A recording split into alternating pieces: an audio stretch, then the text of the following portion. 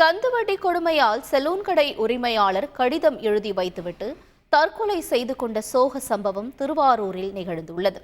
திருத்துறைப்பூண்டி ஆண்டாங்கரை பகுதியைச் சேர்ந்த பாஸ்கரன் என்பவர் செலூன் கடை ஒன்றை நடத்தி வந்தார்.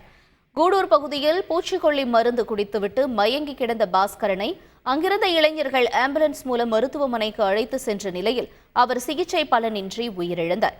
இது தொடர்பாக வழக்குப்பதிவு செய்த போலீசார் தற்கொலைக்கு முன்பு அவர் எழுதிய கடிதத்தை கைப்பற்றினர். அதில் திருவாரூர் ரயில்வே காலனியைச் சேர்ந்த கோவிந்தராஜன் மற்றும் அவரது மகன் இனியன் ஆகியோரிடம் 6 ஆண்டுகளுக்கு முன்பு கடன் வாங்கியதாகவும் 18 லட்சம் ரூபாய் வட்டி கட்டிய நிலையில் கந்துவட்டி மீட்டர் என கோரி மேற்கொண்டு 12 லட்சம் ரூபாய் கேட்டு மிரட்டி வந்ததாகவும் குறிப்பிடப்பட்டிருந்தது. இதனால் மன உளைச்சலில் தற்கொலை செய்து கொள்வதாகவும் தற்கொலைக்கு கோவிந்தராஜ் மற்றும் அவரது மகனே காரணம் என்றும் கடிதத்தில் எழுதியிருந்தது. கணவனின் இழப்பை தாங்க முடியாமல் அவரது மனைவி கதறி எழுதது காண்போரை வேதனை அடையச் செய்தது.